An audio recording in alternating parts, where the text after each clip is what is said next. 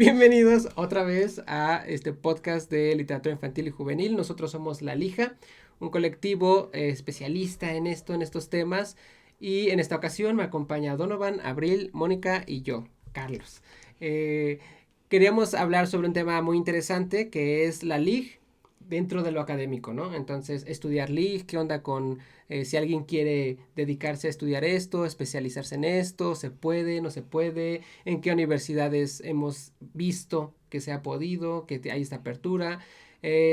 Yo creo que dentro de los que somos de La Lija, somos 4 personas que han tenido experiencia directa con este tipo de temas y entornos. Entonces, bueno, cada uno ya platicará cómo le fue, ¿no? En la feria sobre la LIG específicamente, porque todos aquí estudiamos letras. 3 de nosotros, letras hispánicas, y Abril, letras clásicas, ¿no? Entonces ahí es otra perspectiva súper diferente, aunque parezca que no, sobre este tipo de temas, ya nos contará Abril. Pero bueno, quiero a lo mejor empezar un poco hablando justamente por esta experiencia que cada uno de nosotros tuvimos respecto a la LIG y lo académico, como lo hemos visto. También algunos de nosotros, por ejemplo, que llegamos a la maestría, algunos en una maestría casi específica de LIG, otros muy lejano, pero bueno, entonces, no sé, ¿quién quiere empezar hablando un poquito sobre cómo notó el tema de la LIG en la universidad? Creo que no hay, o sea, en general es muy difícil encontrar una clase, una optativa de LIG en general. Creo que los 3 que estudiamos hispánicas tuvimos la oportunidad de tener La una, misma clase. una misma clase.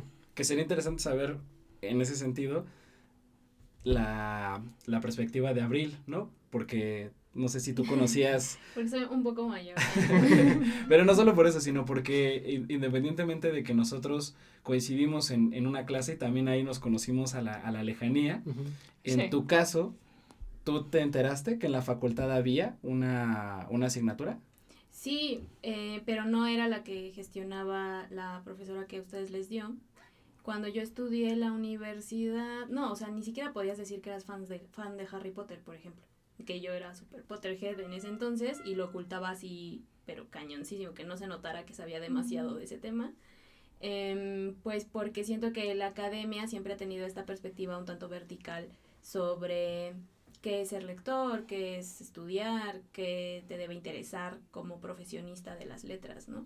Y la LIG estaba súper lejos del panorama. Es más, ni siquiera en mi radar personal, o sea, yo no leía LIG ni nada de eso, no, ni siquiera sabía que había todo un campo dedicado a. Pero en mi caso, la materia, sí había una optativa de literatura infantil que gestionaba el profesor Mario Rey. Y esa fue la única que yo tomé. Solo que...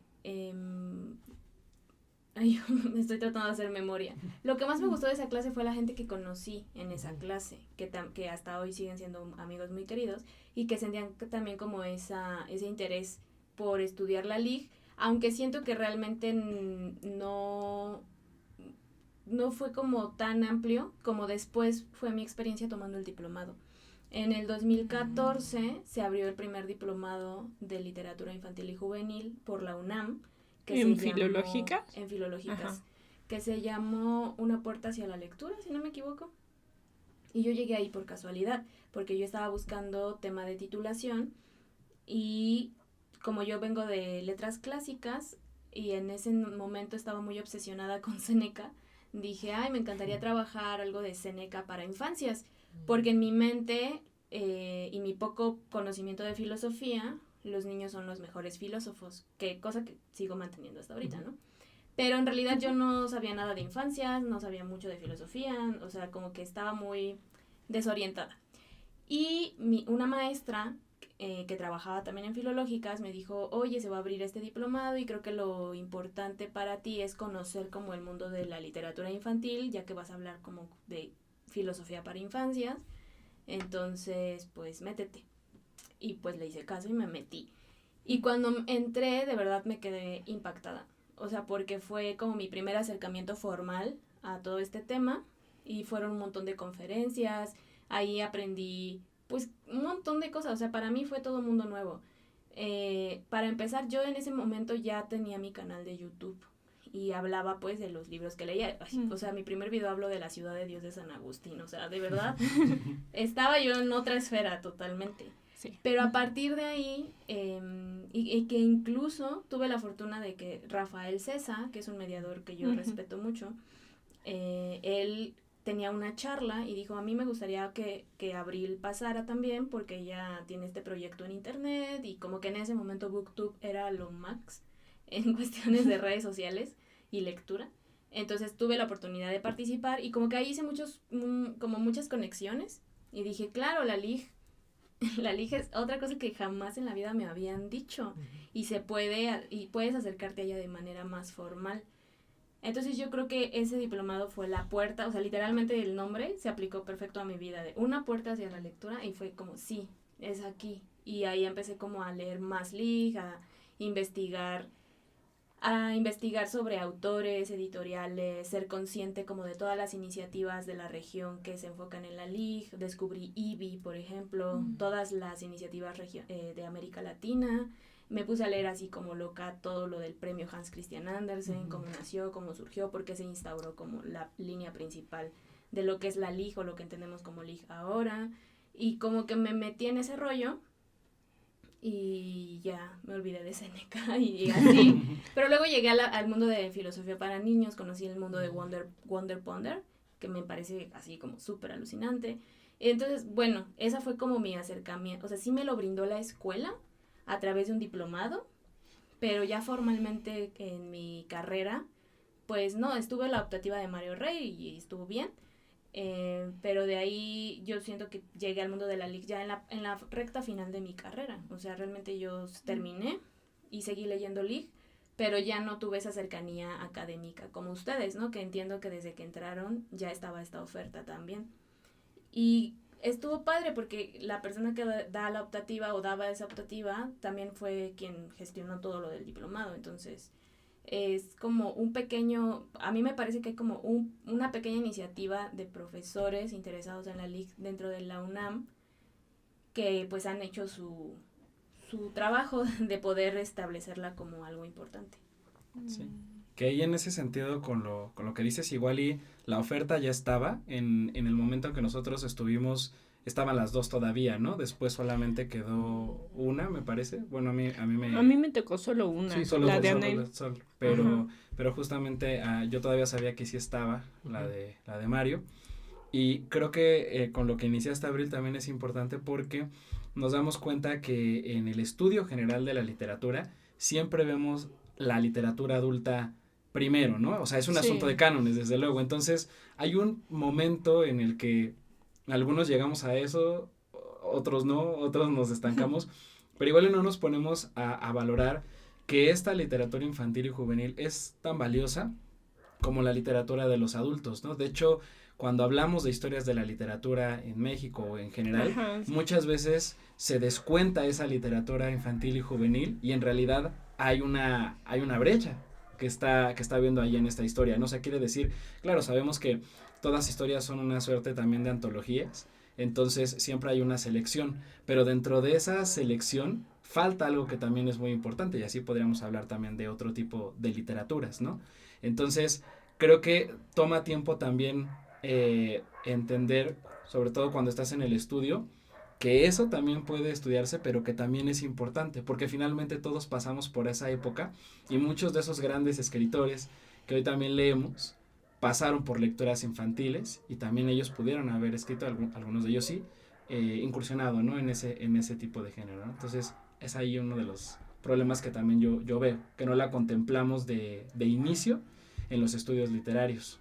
Sí, y un poco también, bueno, a mí me pasó que con el canon, o sea, hace que casi deje la carrera, porque llegó un punto en que dije prehispánicas, novohispana, contemporánea, no es que no importen, pero fue así, no siento la conexión, y me metí a la optativa de Anel y fue un wow, pero el hecho de coordinar lo académico, el canon con la literatura infantil, para mí sigue siendo muy difícil, porque siento que todavía, a pesar de que están ciertas materias optativas, que no son obligatorias como todas las demás, sí genera un prejuicio muy fuerte porque, o sea, llega un punto en el que sinceramente yo me ponía a pensar, y yo lo dije en mi examen de titulación, porque pues fue mi examen y podía decir lo que yo quería, pero llegó un punto en el que dije, ok, el canon es importante, pero ¿quién conoce el canon? O sea, ¿quién que no estudie letras conoce realmente el canon? Cuando la literatura infantil, porque así me pasó, yo leía libros de niña y después ya se me olvidó. Y yo siento que justamente esa LIG está más abierta al público en general que todas las investigaciones académicas que se hacen en torno a la demás literatura. O sea, yo dije eso y una de las sinodales, ni me acuerdo su nombre, puso una cara de... sí, toma, ya tu título, ¿no? O sea, de, ya lo dijiste, ya vete. Porque sí fue de... Pues la literatura infantil de cierta manera está mucho más cercana a las masas y también por eso es tan menospreciada, porque es así de, pues lo lee un niño, pues sí, lo compraron y ni siquiera saben, y es ahí donde está el problema de esto se puede estudiar académicamente, porque cuando yo presenté la FEP para la tesis, porque yo hice una tesis de un libro álbum, yo tenía mucho miedo que me lo rechazaran porque dije, a lo mejor me van a decir, es que esto es pedagógico, tú que eres de letras hispánicas, que te andas metiendo en esto de pedagogía. Y sí, o sea, mi asesora también me lo dijo de, pues puedes medio maquillarlo así para que no se piense eso, porque a pesar de que está estas materias, pues sí como que todavía los mismos académicos no se lanzan del todo de sí, yo dirijo tu tesis, sí, puedes hablar de este tema, del otro, de aquello, porque, o sea, es como lo decía en el episodio pasado, hay que aplaudirle a la UNAM de que tienen una optativa, pero también hay que preguntarse por qué solo hay una optativa, por qué no hay más apertura de los mismos profesores de decir sí, esto es válido de estudiar, sí, esto es igual de importante que estudiar el Quijote.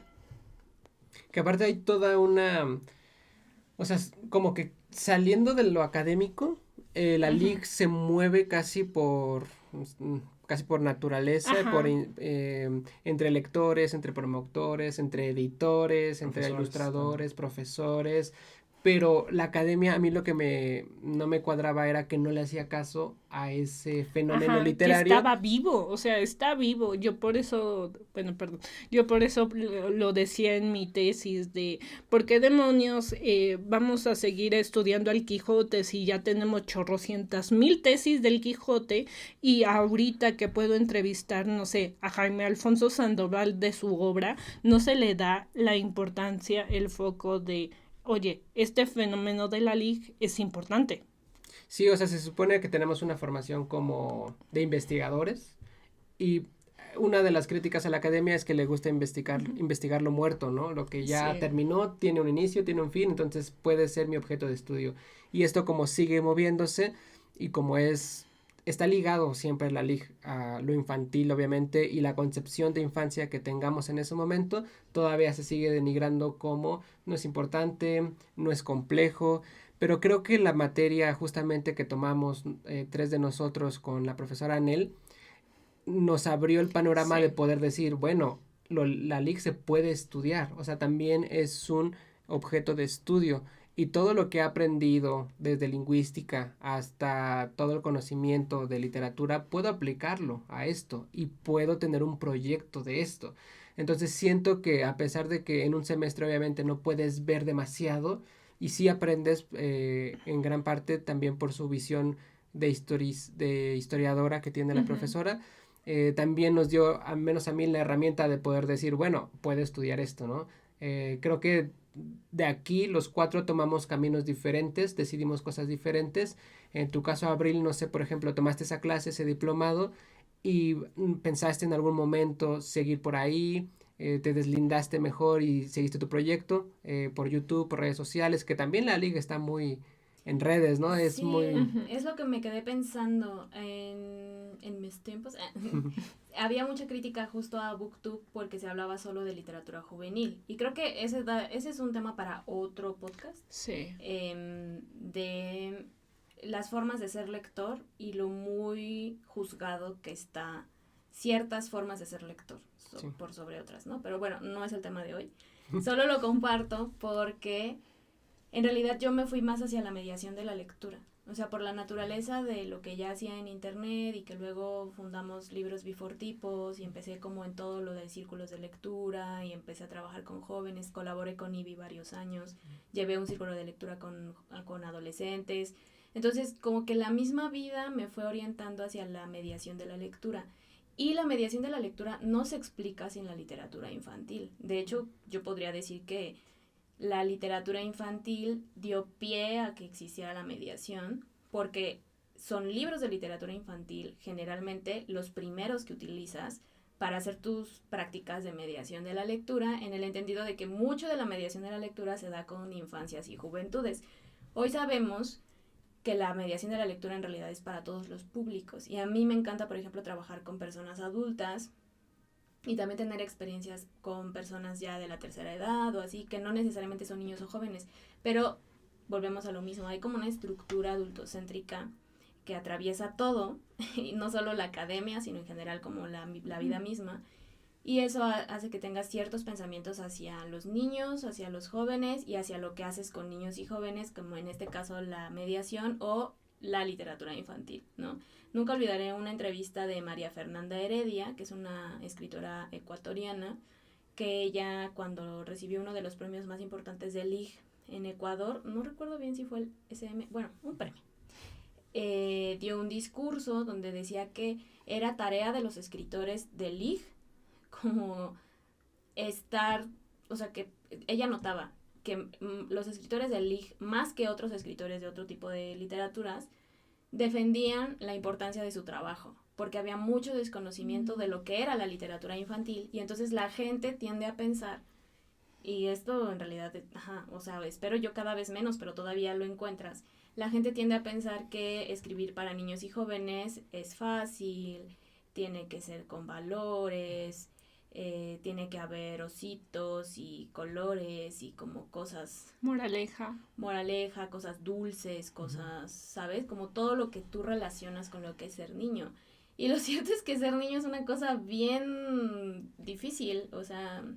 Entonces, yo me seguí formando en temas de mediación de la lectura, que paralelamente iba también con temas de literatura infantil. Y por ejemplo, les puedo compartir una de mis mejores clases, me la dio Andrea Fuentes, me acuerdo muy bien, porque yo formé parte muchos años del comité de selección de libros para la guía de libros recomendados de IBI México.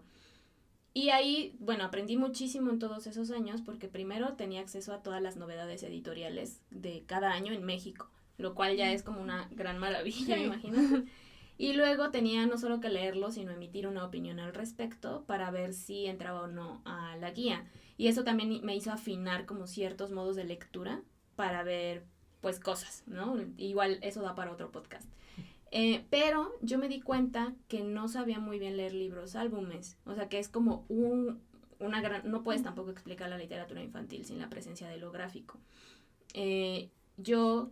al igual que mucha gente, crecí pensando que los dibujos, las ilustraciones eran cualquier cosa o eran una cosa fácil o que incluso no tenía por qué leer eso porque tenía que leer letras, en realidad, ¿no? Shalala. Y en las prácticas de mediación, en acercarme a la literatura infantil, más bien me di cuenta que yo era una persona ignorante de lo gráfico. Entonces yo manifesté eso, dije, es que siento que me faltan herramientas para poder disfrutar mejor los libros álbumes, porque cuando lo leo con los niños, yo veo que ellos son felices y se divierten, pero ellos ven cosas que yo no estoy viendo y me pregunto por qué, y creo que era porque ya tenía muy adultocentralizada mi forma de leer, Y entonces tuvimos una clase con Andrea Fuentes, me dijo, eso que nos dices está muy interesante, vamos a pedir una clase para que podamos ver cosas, ¿no? De lo gráfico. Bueno, y Andrea Fuentes fue, nos dio la clase y nunca lo olvidaré porque fue muy iluminadora para mí, ¿no? Desde los espacios, bueno, cosas que Moni seguro sabe súper bien, espacios, colores, silencios, todo comunica en lo gráfico y es otra forma también de acercarte a la lectura. Entonces, a mí me emocionó mucho eso, pero sí me di cuenta de eso, de que en el mismo desconocimiento de lo que es la literatura infantil, en realidad es una cosa súper compleja y te puedes estar formando todo el tiempo. Entonces, en mi caso sí fue ese diplomado y después un montón de cursos adicionales que encuentras. Les digo que yo le sigo la pista mucho a IBI, a el de La Mancha, ¿cómo se llama? La de Barcelona, al CEPLI, al Cilelig, el de Argentina, el de Brasil. En América Latina hay un avance increíble en términos de investigación de la literatura infantil. Me atrevería a decir que incluso más que en México. Sí, definitivamente sí. Es como seguirle la pista si te interesa. Yo creo que vas a encontrar 1001 cosas. A lo mejor ya no en una educación formal académica, pero sí pues por voluntad e interés, que creo que también es el camino del mediador de lectura, ¿no? Y que lo que dices es muy interesante en relación con México, de esa falta, ¿no? Tenemos finalmente desde principalmente medios académicos en términos de estudios, pero también ahora gracias a ferias, a otros tipos de programas que tienen también gente académica, pero no necesariamente parten de la plataforma académica para promover los conocimientos que tienen. Aún así, con todo eso, sí frente a otros países de América Latina y sobre todo de Europa, pues nos hace falta una mayor también promoción. Hemos avanzado, pero sí nos hace falta una promoción. También lo podemos entender quizá por la evolución que han tenido los países en su manera, ¿no? O sea, por eso igual en Alemania, en Inglaterra y en España tienen un avance mucho mayor, con otro tipo de cátedras, también con otro tipo de programas y oportunidades. Entonces, sí creo que nos hace falta. Y también que ahora que decías lo de la gente muerta, creo que sí nos hace, o sea, es cierto, ¿no? Finalmente estudiamos, y lo digo yo incluyéndome ahí, porque a mí me encanta estudiar a la gente muerta, porque sí creo que muchas veces nos olvidamos o creemos que a veces descubrimos todo, que estamos fundando algo, y en parte sí, pero también no quiere decir que en otro tiempo no se ha trabajado, ¿no? Durante mucho tiempo en el caso de México se dice, o es común, ¿no? Es que de los años 80 a para acá es como, ahí hay literatura infantil juvenil. Ajá, el boom. Y antes no tenemos nada, y claro que sí, de hecho tenemos muchísimo, de veras, tenemos muchísimo, pero lo que nos hace falta es ir a picar piedra, otra vez, ¿no? En algún episodio ya lo había comentado, y nos hace falta escarbar, recuperar esos trabajos, esa gente, no solo, o sea, y también contrastarla con lo que se ha hecho en otras latitudes, porque ahí vemos que desde principios de siglo XX ya hay estudios de literatura infantil y juvenil. En el caso mexicano, pues también empieza a haber en la primera mitad del siglo XX, antes de que pase la segunda mitad lo hay, no lo conocemos igual tantas personas, pero el trabajo está, ¿no? Si el estudio de la LIG a veces es escaso, en términos del análisis de obras y del conocimiento de los autores también, el estudio del estudio es todavía más desconocido, pero ahí está, ¿no? Entonces, sí tenemos que ir a buscarlo. Bueno. Quiero abonar que no estoy en contra de la gente muerta, sino solamente de que se estudie siempre a la misma gente muerta. Saludos a la gente muerta. Hay mucha gente muerta. Sí, es que ese es el punto. O sea, hay mucha gente muerta, concuerdo en que sí, hay mucho desconocimiento, pero siempre se van con los mismos clásicos y es así de, ya suéltalo, ya le exprimiste un balance todo. También. O sea, exacta, toda esta parte que tú dices que no está estudiada, vayan a investigar a esa gente, no a la que ya conocemos su vida, su obra, todos sus chismes, lo que se le inventa, o sea, de la misma gente, ya no, sino simplemente hacer ese trabajo que dices de picar piedra. Y que aparte para saber que hay gente muerta del LIG hay que investigar, ¿no? Ajá. Sí. O sea, habría que meterse como lo que tú hiciste a la hemeroteca, ¿no? A buscar, A que los seguramente archivos. lo hay, a los archivos.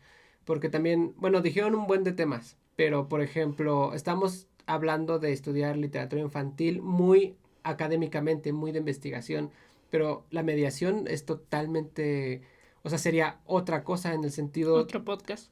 Ajá, en el sentido de lo que nos da la facultad no es nada para eso, nada. Todo lo que sé de mediación no lo aprendí en la facultad, definitivamente. Y no sé si hay una formación. Sí, pero ese es otro tema de otro podcast. Sí, eso ya lo veremos Pero con las sí. mediadoras. Sí. Apenas acaba de crear una maestría, ¿no? La primera, la de la Universidad Veracruzana, Mm. como ya oficialmente Sí. en México ya tenemos una maestría De de promoción. mediación de la lectura. Mediación. Ah, mediación. Sí, es que mediación. también ese es otro Otro tema. Ustedes pidan sus temas, aquí tenemos mucho de dónde dialogar, porque sí, está increíble. Yo lo que iba a decir sobre la gente muerta es que la razón por la que a mí me gusta la literatura infantil es que, bueno, ese da tema para otro podcast de por qué nos gusta la liga, pero más bien me tuve que meter a investigar a Perrault. Yo he intentado varios temas de titulación, aquí voy a andar ventilando mis secretos, y uno de esos tenía que ver con Perrault, porque quería ver la relación de Perrault con, no me acuerdo. Ya no me acuerdo honestamente, es que me Con desvié. otra gente muerta. Con otra gente muerta. Pero yo no pensé que Perrault me llevara como a tantos descubrimientos. Ustedes saben, Perrault, el que escribió los cuentos de Mama Oca, que son como tradición, y cuando dices literatura infantil, es como de los 3 nombres que te salen, porque los otros son los hermanos Andersen, Grimm y Andersen. Ujú. Sí. Son como los 3. Entonces, bueno, lo que yo quiero decir de Perrault específicamente es que él estuvo metido en una querella de los antiguos y los modernos. Esa es una cosa histórica francesa que sucedió. Y él era partidario de los modernos. Él decía que sí, los antiguos están muy bien y han existido y qué bueno que los tomemos como referencia y todo, pero que si estamos vivos hay que estudiar gente viva. Y hay que leer a la gente viva. Y entonces él como que se ponía... Y además es muy curioso que lo dijera él porque él era un erudito. Él sabía latín, él estudió en las escuelas más top y tenía mucho conocimiento de la antigüedad. Entonces que él dijera eso me daba como cierto acompañamiento porque yo vengo de letras clásicas, de estudiar pura gente pues muertísima. O sea, Bien enterrada. Bien enterrada, ¿no? Y era como es más, ya el griego que estudiábamos ya ni se habla, o sea. Sí. Entonces era una cosa bien interesante porque yo decía, es que Perrault es de los míos. O sea, sí está muy padre conocer como todo este contexto antiguo, pero yo quiero leer a la gente de mi época. Y entonces me parece muy curioso que ahora Perrault sea un muerto, ¿no? Y que Sí, digas, pues ahora es ya un clásico. él ya se volvió de los antiguos, pero en su momento él fue un moderno. Y bueno, solo me acordé como de esta querella y esta participación de Perrault, que además él, bueno, vale la pena mencionarlo, escribió estos libros para infancias, pero no pensando que quería hacer la alta literatura ni nada de eso. De hecho, él dijo, esto es para el pueblo, como en esta postura elitista y que perduró siglos, ¿no? Pues hasta nuestros... Hasta Sí, nuestros todavía. días. Pero su tía, tenía él una tía, una prima, una familia, que escribía también historias para infancias, lo criticaron intenso, ¿no? Así como de, ay, amigo. Entonces, a mí lo que me llama mucho la atención es la relación entre literatura infantil y mediación de la lectura, pero también con el trabajo de las mujeres y el trabajo de los cuidados, porque finalmente la mediación de la lectura es un trabajo de cuidado, de cuidar un ambiente para que suceda la lectura, y creo que eso, se habla muy poco de eso. Y bueno, en el caso de Perrault, que tenía su tía con sus amigas, que tenían un club de lectura, de literatura erótica además, eran las preciosas. A mí me encanta mucho esta historia, porque yo veo ahí muchos paralelismos, como dices tú, creemos que la literatura infantil nació en el siglo XX, y es como de, Perrault era del 17, ¿no?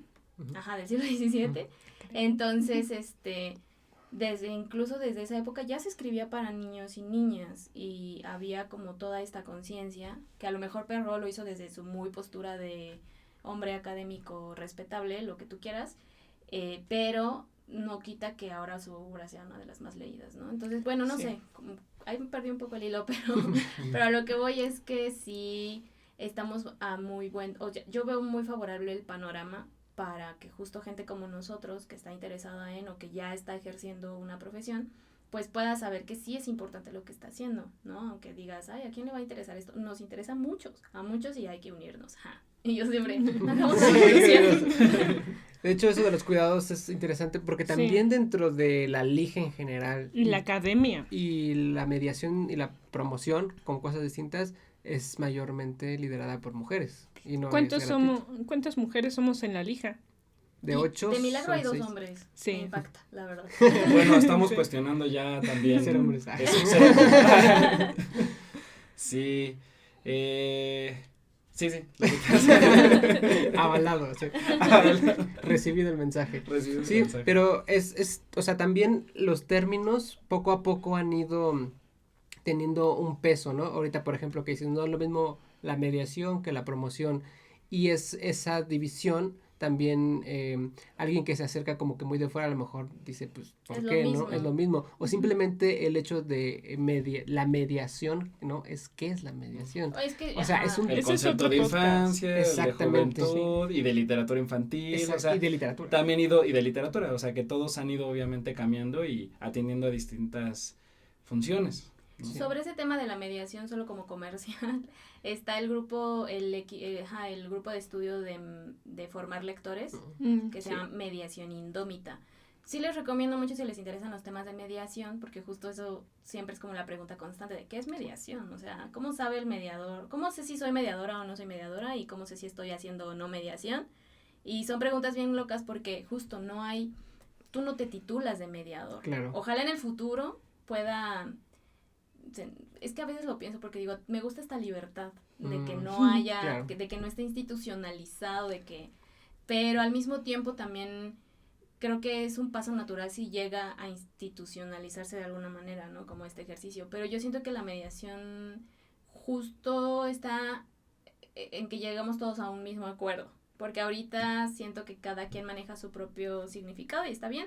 No es el podcast de mediación, quizá lo abordemos más cuando suceda, sí. Pero digo que sí es un tema bien interesante y a mí me encanta, o sea, me encanta porque justo siento que estamos en un inicio, aunque ya tiene muchos años presente esta profesión, siento que estamos en un momento ideal para seguir hablando y dialogando y siento que estoy como presenciando el nacimiento aunque quizá esto que nació ya tenga como 15 años o más, ¿no? O sea, pero siento, no sé, me siento como en la etapa primera de algo y me gusta. Y que aparte a la academia como que le gusta seguir caminos que no nos van a dejar nada laboral, porque eso pues, también integrarlo dentro de la formación académica nos daría una gran oportunidad real de salir preparados para poder ser mediadores, que bueno, que se valore también afuera es otro tema, ¿no? O sea, el hecho de tener una remuneración económica por mediar, todo eso. Uy, es que ese es otro tema. Ese es otro tema. Y volviendo a lo que, como esta parte de la academia que mencionabas de como que no quiero que se institucionalice, creo que a veces nuestro miedo justamente con la academia, con cierta academia, es que llegue a ser ese aparato constrictor que muchas veces vivimos, ¿no? En distintos momentos de nuestra vida, pero también creo que a veces la gran virtud de la academia es que nos ofrece sistemas, precisamente para poder, por ejemplo, llegar a algunos estudios. No lo sé, esa es mi perspectiva. Creo que también parte de los sistemas que adquirimos o que también pudimos desarrollar en conversaciones con profesores y también con nuestros compañeros en la carrera principalmente, abonaron para que pudiéramos hacer las investigaciones que hicimos, ¿no? O sea, porque, claro, puede haber también un interés muy grande en conocer, pero no necesariamente las bases para poder investigar, para llevar ese conocimiento a otros niveles. Y creo que eso, aunque a veces le tengamos un poco de distancia a la academia, reconocemos que la academia finalmente pues ha abonado en ello y nosotros también hemos contribuido para la academia y estamos muchos de nosotros dentro de la academia, tratando precisamente de lijar esas asperezas y justamente también decir, bueno, a pesar de que existe una academia de este tipo, nosotros tratamos de ser parte de una academia, al menos en estos momentos, de que sea un poco más libre, que sea un poco más flexible, que se abra a otros temas, con el riesgo siempre de volver a ese lugar que criticamos, ¿verdad? Que hay que cuidarlo. Es que es un lugar, bueno, al menos para mí, de amor-odio, porque llega un momento en el que me harta, en el que digo, ¿por qué demonios no tienen más apertura para estos temas que para mí son muy interesantes? O sea, no encuentro su lógica de, ¿por qué no te interesa esto si está pasando ahorita? Lo puedes analizar, puedes investigar, puedes sumergirte.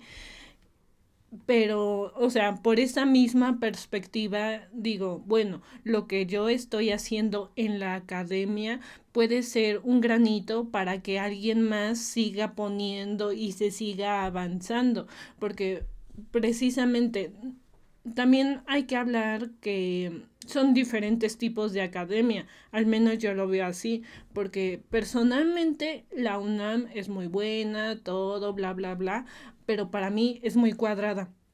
O sea, cuando yo presenté la tesis de licenciatura, como que sí se quedaron así de, bueno, literatura infantil, está raro, pero te lo aceptamos. Y cuando, o sea, después de la literatura infantil, como dice Abril, lo gráfico es algo que me encantó mucho más que la LIG, por decirlo de algún modo. Y me puse a investigar y llegué a un punto en el que formé un proyecto que era totalmente gráfico y totalmente actual. O sea, son obras que se siguen publicando en este momento, que son digitales, o sea, todo muy nuevo. Y yo dije, ¿cómo demonios voy a presentar esto? Y sobre todo, ¿dónde me lo van a aceptar? Porque yo sé que la UNAM no me lo va a hacer, y me puse a investigar precisamente y encontré lugares donde sí, pero no en México.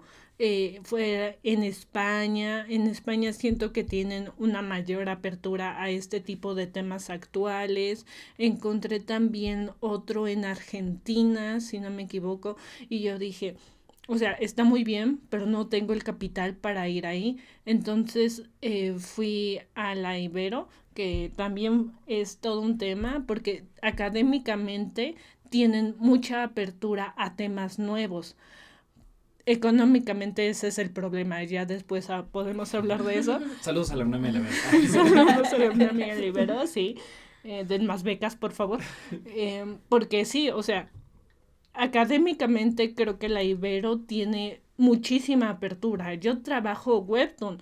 Hay personas que trabajan los clásicos de la literatura infantil, que trabajan literatura con perspectiva de género, enfocándose en personajes transexuales. Entonces, a mí me encanta ese tipo de investigaciones que sí, o sea, te dan libertad total, porque tú estás entregando resultados, tú estás demostrando que este es un tema que se puede explotar, pero también lo siento muy como Torre de Marfil, porque solamente ahí lo están aceptando, ahí lo están considerando que es interesante o digno de estudiarse, cuando en otras instituciones, o sea, lo dices y se te quedan viendo así ¿de qué? ¿Que estudias narrativas gráficas? ¿Qué? O sea, sí hay pequeños puntos de apertura. Por ejemplo, la UAM Xochimilco organizan coloquios e investigaciones de narrativas gráficas, pero también ahí entra un poco les juro que no odio a los muertos, pero solamente estudian historietas clásicas, y digo, sí es importante, no voy a menospreciar su trabajo, porque pues también a ellos les ha costado llegar a eso, pero es así y lo digital, todo lo digital que se está dando ahorita, para mí en narrativa gráfica es muy rico, es muy interesante. Y, ¿qué iba a decir? Es muy propio o sea, el tipo de narrativa digital tiene su propia lógica, ¿no? Exacto. No existe una narrativa digital del siglo XVIII, por ejemplo.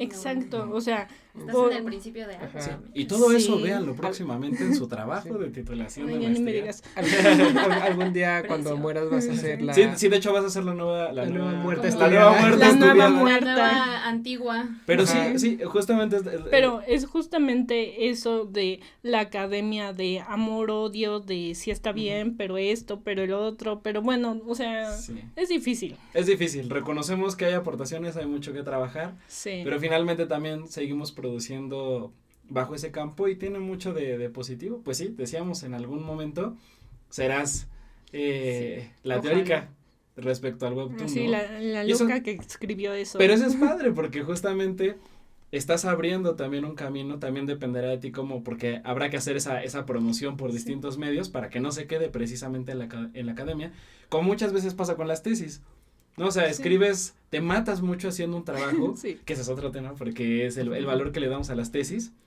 Creo que ya cada vez más se empiezan a citar tesis, pero como que también hay un estigma, ¿no? De no cites el trabajo porque puede tener errores, porque igual y no lo ha cavilado tan bien, pero pues es considerar que hay un estudio ahí, que hay algo que nos gustó, algo de lo que partimos, la mayor parte del tiempo, no siempre las tesis se gozan, pero muchas veces sí descubrimos, incluso a pesar del sufrimiento, que pudimos aportar algo aunque sea pequeño, y a veces eso es lo que nos da la pauta para seguir continuando en los estudios. Y es lo que yo iba a decir, o sea, quizá la academia sí está cambiando porque ahora están personas con estos intereses dentro de la academia, ¿no? Es como el meme de los Simpson, hay que crear nuestra propia academia con webtoons y...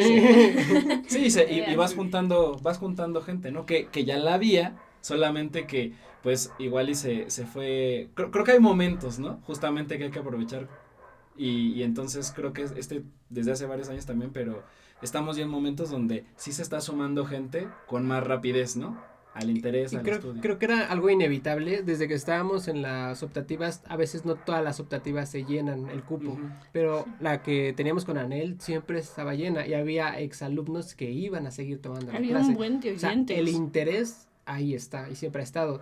También se ha visto, para no hablar solo de la UNAM, en otras universidades, o sea, la de Veracruz, también, si no me equivoco, en Guanajuato también tienen como anualmente un coloquio, y tú mandas tus trabajos y hacen presentaciones. En San Luis Potosí, ¿no? Son los mismos a veces alumnos los que gestionan el poder tener espacios dentro de lo académico que no les ofrecen, pero que ellos por dentro pueden generar, que es un poco de lo que me guío yo, por ejemplo, al estudiar una maestría. Como mi tema es fantástico e infantil, lo fantástico ya tiene como un pasado más legítimo dentro de los estudios de lo literario, aunque no tanto, ¿verdad? Pero más que la LIC sí. Sin embargo, siempre intento que si voy a publicar un artículo, que si voy a hacer una tesis o una charla, lo que sea, siempre vaya ligado a la LIG. O sea, es como un granito de arena que por dentro nosotros podemos como ir poniendo porque yo digo con lo de las tesis, si buscas tesis de un tema de LIG, son muy pocas, entonces al menos que cuando busquen encuentren la tuya, y sea una relación académica entre las mismas tesis, ¿no? De que puedas citarlo, sepas que alguien estudió eso, que le interesó lo mismo que tú, entonces tener esa compañía también es importante, ¿no? Saber que tu tema está siendo estudiado por otros, hacer como comunidad, y de hecho, pues por eso existe este tipo de proyectos, ¿no? Como hacer comunidad para que gente que le interese nos escuche, y escuchar nosotros a otro tipo de gente, y hacer conexiones. Y sí buscarle, porque ahorita que estaban también hablando, y bueno, que hemos platicado de las instituciones, hemos mencionado algunas, es siempre también este problema de los centralismos, ¿no? O sea, hablamos de instituciones que están principalmente en la Ciudad de México, pero nos damos cuenta de que este trabajo se ha hecho también en otros estados. También está la Universidad de Nuevo León, está la Universidad Autónoma de Morelos. O sea, a veces también decimos, ¿no? Es que no tenemos mucha teoría, y otras veces, pues nos vamos con lo que encontramos en internet o nos recomiendan, que es extranjero, que está bien, también hay que partir de ello, hay que ver también sus perspectivas.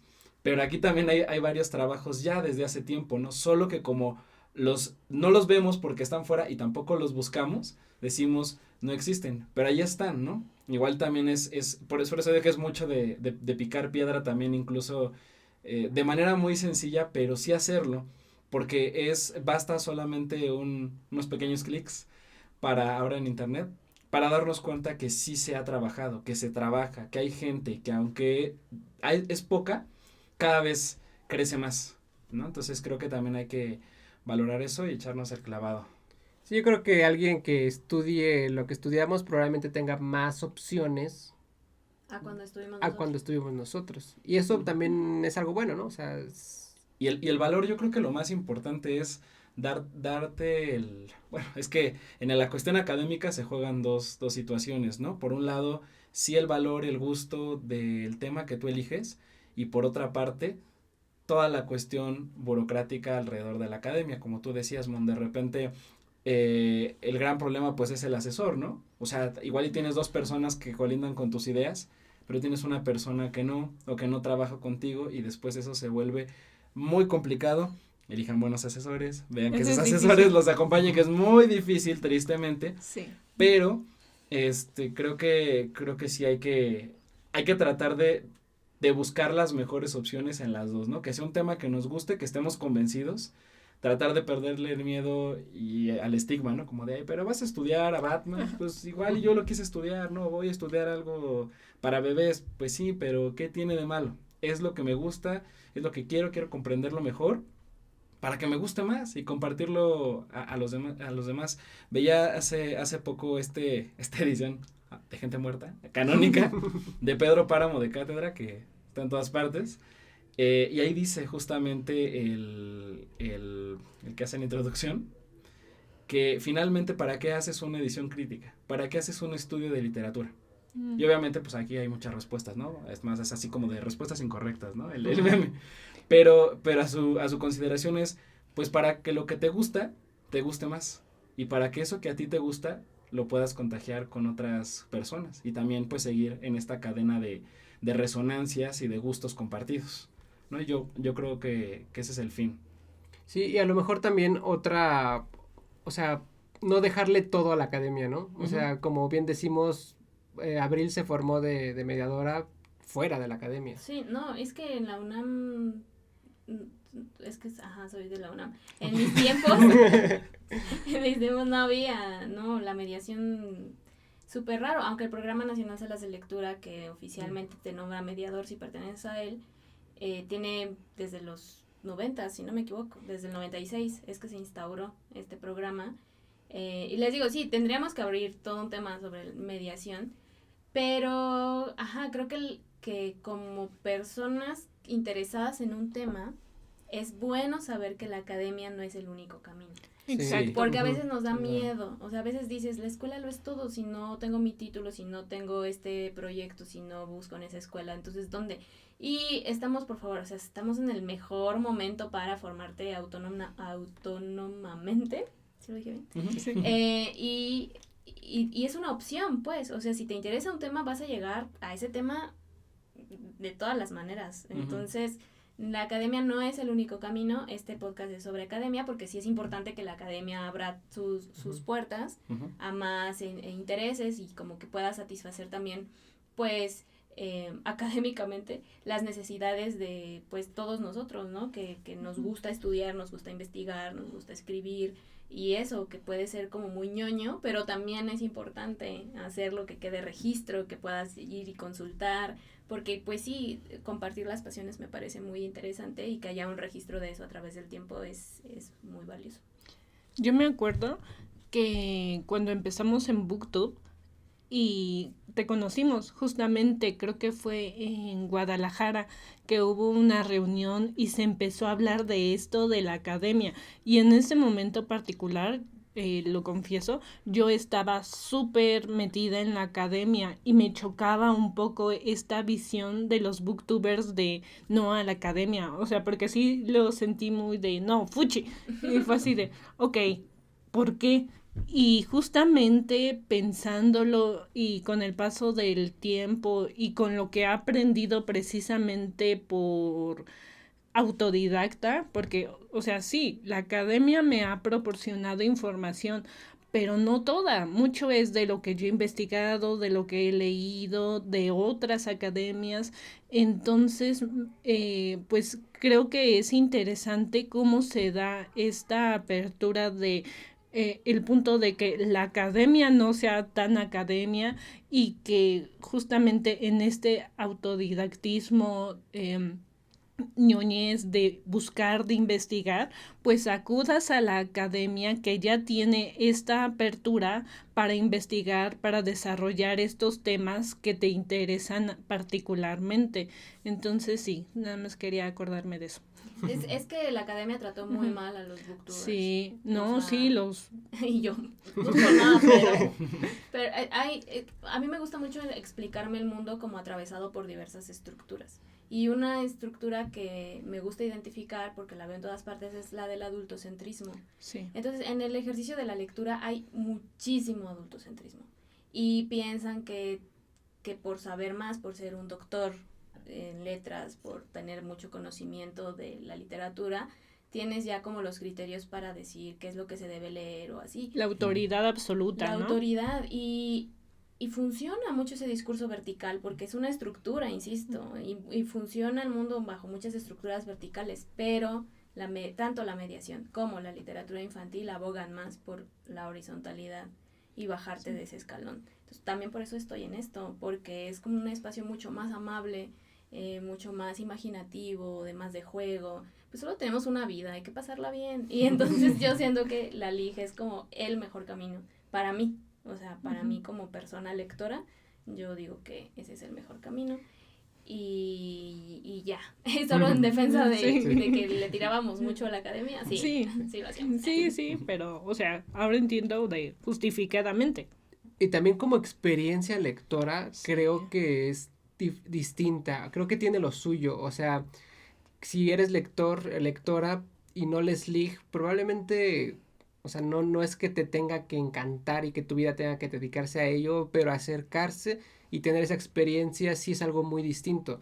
Yo tengo, afortunadamente, por ejemplo, en la maestría, una compañera que le gusta la LIG, no, su tema no es de eso ni nada, pero le gusta leer.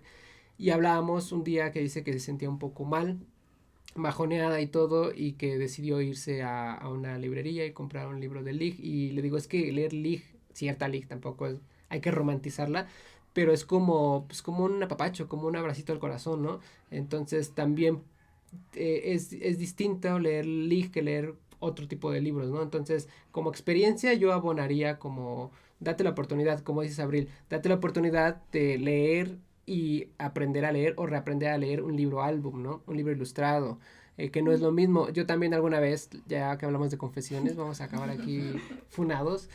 Yo me acuerdo de antes cuando empezaba a leer, que no leía LIG, ir a las ferias del libro, ver libros ilustrados y decir, pues es que lo puedo leer aquí en 2 minutos y para qué lo compro, si no tiene sentido, ya me sé la historia. Pero es lo que dices, es porque nos enseñaron a leer de una sola forma y hasta con una utilidad específica y donde la letra tiene que, o sea, la letra escrita tiene que ser la más importante y no lo gráfico, ¿no?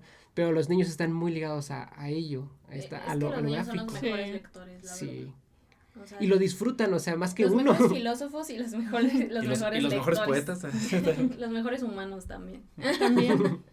Pero está bien interesante eso y yo nada más quería agregar, no, habla tú porque ya se me olvidó.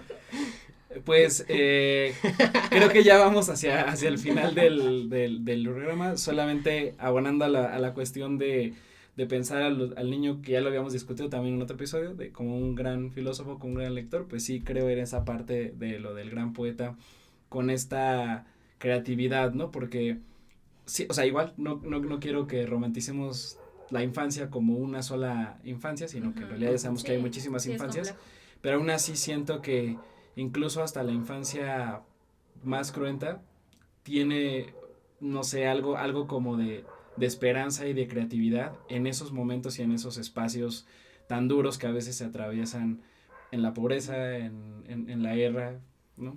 O sea, creo que hay mucho de esperanza ahí. Ah, ya me acordé. Gracias, tenía que ver con la esperanza. No, sí me ayudó a recordar.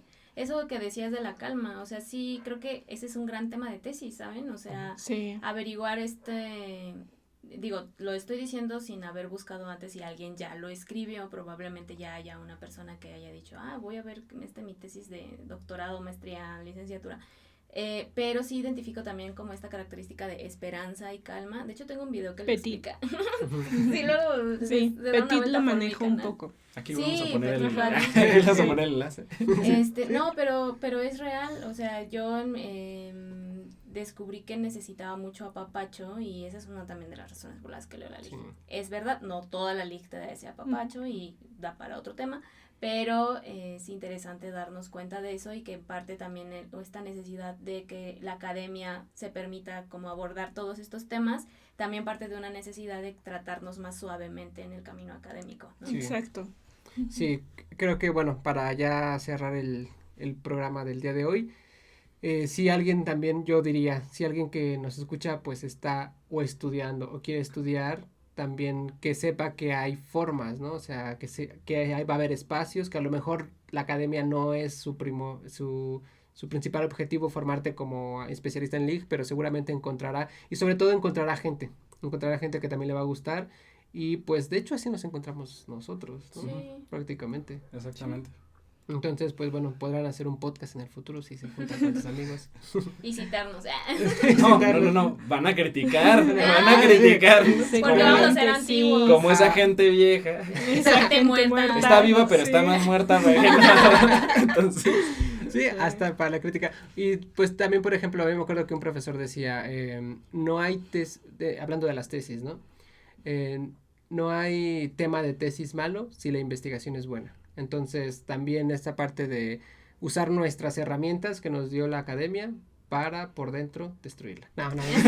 Me gusta. Pero sí cambiarla. Propia academia. Sí, Abonar Sí, sí, sí. también, que en algún momento pueda haber un espacio muy académico de esto, que no necesariamente tengan que entrar todos, pero si así lo quieren, que exista la posibilidad. Y pues bueno, pues este fue el episodio académico de hoy. Síganos en las redes sociales y vamos a estar sacando más contenido.